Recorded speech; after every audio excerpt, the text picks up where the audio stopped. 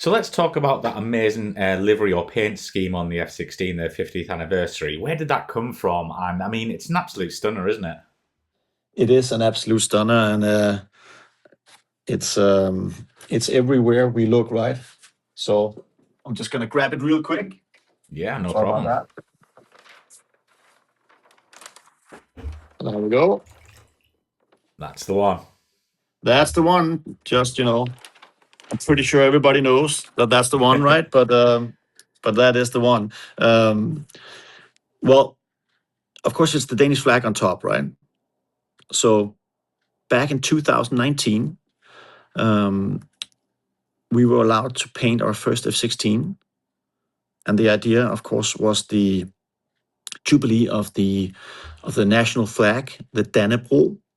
And according to legend, it fell from the skies to help a warlord who was fighting in some crusade over in Estonia, Tallinn.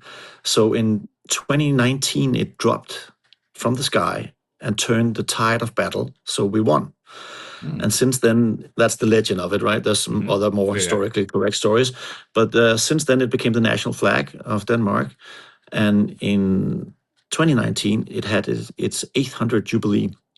So our squadron commander back then, a very smart guy, he's like, now is the time. Now is the time to get a paint jet. And he suggested it to boss. It went all the way up, and it was a good idea. There was a competition for the design. And the original Dannebro jet was very simple in the design, two colors, red and white, and I guess some black as well. So it was the Danish flag, both top and bottom, and on the tail it said the Dannebro 800. And we were not sure how much, how people would react to that, but they went crazy. In Denmark, they went absolutely crazy, and it became synonymous with the Danish Air Force. So, and it was super popular. We had complaints when we flew it the first times. We had complaints of towns we did not fly over. All right. So people wrote on Facebook and stuff like, "Why did you not fly over our town? Do you hate us?" And we're like, "Okay, it's That's an a good F-16, right? complaint, I guess. We have limited fuel, and and especially when you're flying low, so people can see it. But we actually had to do an extra flight for the presentation because people were like, we want to see it. So it was extremely popular, right? And the reason we got to paint it back then was because we had Block 10s and Block 15s. And the Block 10s are lacking some wiring, so you can't fit them all the kind of smart weapons you need in a full-up war scenario. So we only use them for QA duties and training and stuff. And we were allowed to paint one of those. So that was a great time, right? I flew around it a lot for displays, and it was always a crowd pleaser, right? It's very distinct against the blue sky, and of course in Denmark we loved it. It's the national flag. So then the Ukraine war happened, and Denmark decided to donate 19 jets for Ukraine, and that meant that Echo 191, the Dannebro jet, was one of the first ones to be donated as the Block 10s for training. So it had to be painted gray. And everybody was like, that should have been put on a pedestal when you're done flying the F-16 and stuff like that.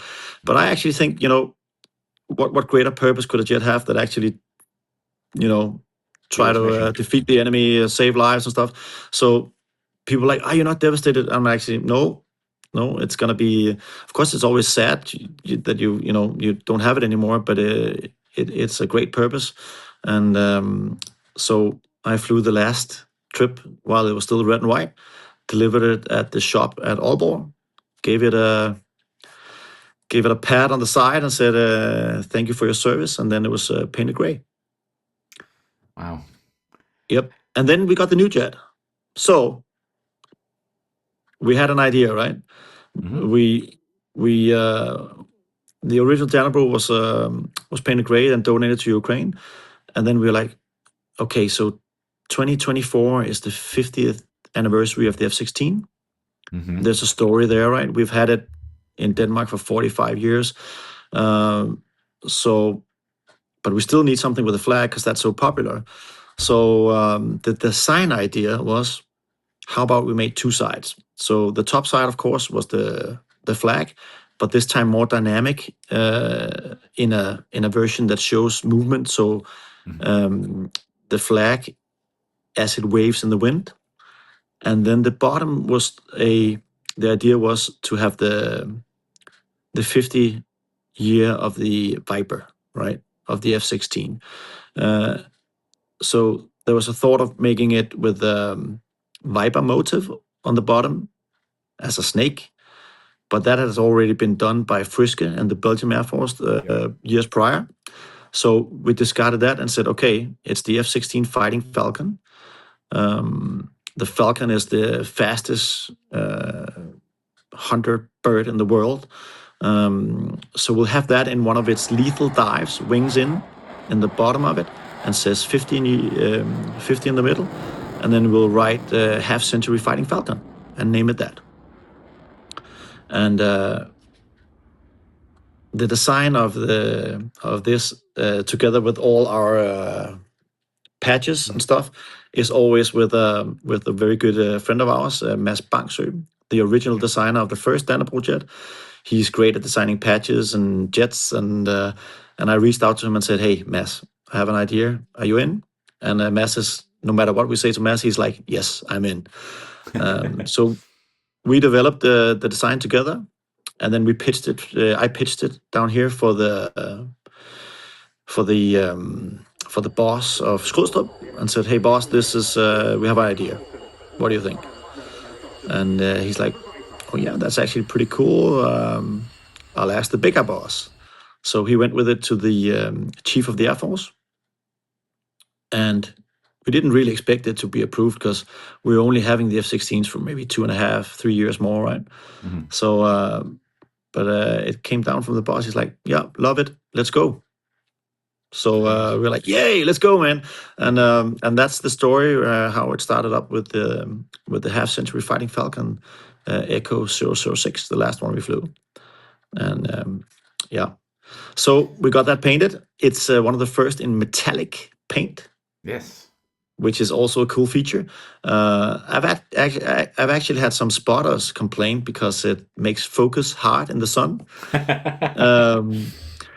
And Instagram always reminds me I have to check out the box that says AI for computer designed pictures.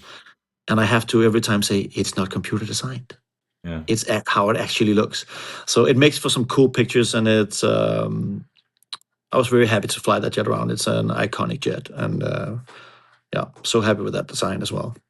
People had to get used to it here in Denmark, right? Because a lot of national feelings, and some people in the beginning were like, "Oh, the old one was better," but after a year or two, they were like, "Okay, we really love this one as well." So yeah.